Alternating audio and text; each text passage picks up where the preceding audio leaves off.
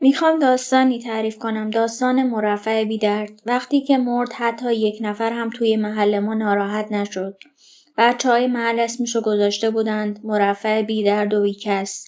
و این لقبم چقدر به او میومد. نه زن داشت و نه بچه و نه کس و کار درستی. شنیده بودیم که چند تایی برادرزاده و خواهرزاده داره که اونا هم وقتی دیده بودند آبی از اجاق عموجان و داییجان برایشان گرم نمی شود، تنهایش گذاشته بودند.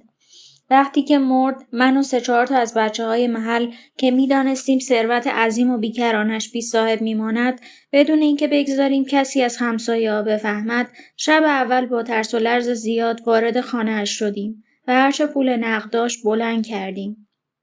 بعد هم با خود کنار آمدیم که این که دزدی نیست. تازه او به این پولها دیگر هم احتیاجی ندارد. تازه می توانیم کمی هم از این پولها را از طرفش صرف کار خیر کنیم تا هم خودش سود برده باشد و هم ما. اما 2 روز بعد در مراسم خاکسپاریش که با همت ریش‌سفیدهای محل به بهش زهرا رفتیم، من و بچه‌ها چقدر خجالت کشیدیم. موقعی که 150 بچه یتیم از بهزیستی آمدند بالای سرش و فهمیدیم مرفع بیدرد خرج سرپرستی همه آنها را میداده، بچه‌های یتیم رو دیدیم که اشک میریختند و انگار پدری مهربان را از دست دادند. از خودمان پرسیدیم او تنها بود یا ما؟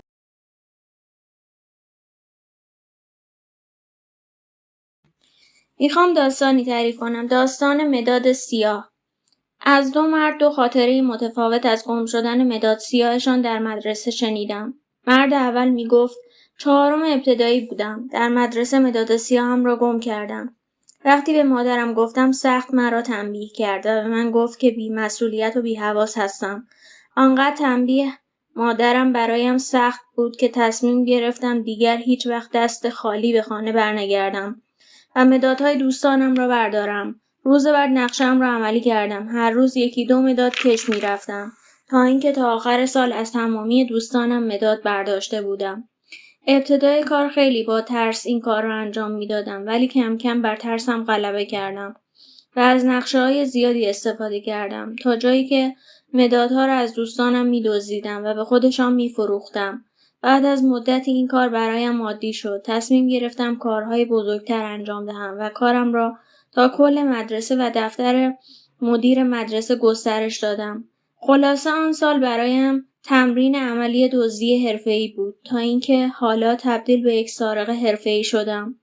مرد دوم میگفت 2م دبستان بودم. روزی از مدرسه آمدم و به مادرم گفتم مداد سیاهم را گم کردم.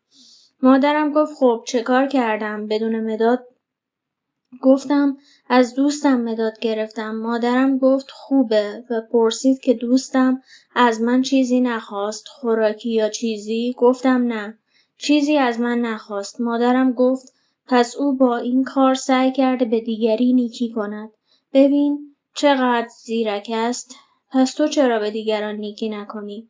گفتم چگونه نیکی کنم؟ مادرم گفت 2 مداد میخریم. یکی برای خودت و دیگری برای کسی که ممکن است مدادش گم شود. آن مداد را به کسی که مدادش گم می شود می دهم و بعد از پایان درس پس می گیرم. خیلی شادمان شدم. و بعد از عملی کردن پیشنهاد مادرم احساس رضایت خوبی داشتم. آنقدر در کیفم مدادهای اضافی بیشتری می گذاشتم تا به نفرات بیشتری کمک کنم. با این کار هم درسم خیلی بهتر از قبل شده بود، هم علاقه‌ام به مدرسه چند برابر شده بود. ستاره کلاس شده بودم، به گونه‌ای که همه من را صاحب مدادهای ذخیره می‌شناختند و همیشه از من کمک می‌گرفتند. حالا که بزرگ شدم و از نظر علمی در سطح عالی قرار گرفتم و تشکیل خانواده دادم، صاحب بزرگترین جمعیت خیریه شهر هستم.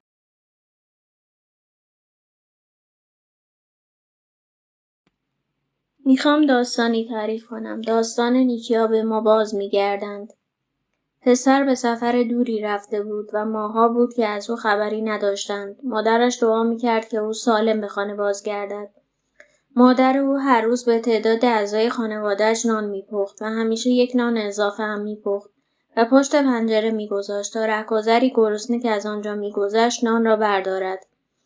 هر روز مردی گوشپشت از آنجا می‌گذشت و نان را برمی‌داشت و به جای آنکه از او تشکر کند می‌گفت هر کار پلیدی که بکنید با شما میماند و هر کار نیکی انجام دهید به شما باز میگردد. این ماجرا هر روز ادامه داشت تا اینکه زن از گفته‌های مرد گوش‌پشت ناراحت و رنجیده شد و به خود گفت او نه تنها تشکر نمی‌کند بلکه هر روز این جمله‌ها را به زبان می‌آورد. نمی‌دانم منظورش چیست. یک روز که زن از گفته‌های مرد گوش‌پشت کاملا به تنگ آمده بود، تصمیم گرفت از شر او خلاص شود. بنابراین نان او را زهرآلود کرد و آن را با دست‌های لرزان پشت پنجره گذاشت. اما ناگهان به خود گفت این چه کاری است که می‌کنم. بلافاصله نان را برداشت و دور انداخت و نان دیگری برای مرد گوش‌پشت پخت. مرد مثل هر روز آمد و نان را برداشت و حرفهای معمول خود را تکرار کرد و به راه خود رفت. آن شب در خانه پیرزن به صدا درآمد. وقتی که زن در را باز کرد فرزندش را دید که نحیف و خمیده با لباسهای پاره پشت در ایستاده بود. او گرسنه، تشنه و خسته بود. در حالی که به مادرش نگاه می‌کرد گفت: مادر، اگر این معجزه نشده بود نمی‌توانستم خود را به شما برسانم. در چند فرسنگی اینجا چنان گرسنه و ضعیف شده بودم که داشتم از هوش می‌رفتم. ناگهان رهگذری گوش‌پشت را دیدم که به سراغم آمد. از او لقمه‌ای غذا خواستم و او یک نان به من داد و گفت این تنها چیزی است که من هر روز می‌خورم. امروز آن را به تو می‌دهم زیرا که تو بیش از من به آن احتیاج داری. وقتی که مادر این ماجرا را شنید رنگ از چهره‌اش پرید. به یاد آورد که ابتدا نان زهرآلودی برای مرد گوش‌پشت پخته بود و اگر به ندای وجدانش گوش نکرده بود و نان دیگری برای او نپخته بود، فرزندش نان زهرآلود را می‌خورد. به این ترتیب بود که آن زن معنای سخنان روزانه مرد گوش‌پشت را دریافت.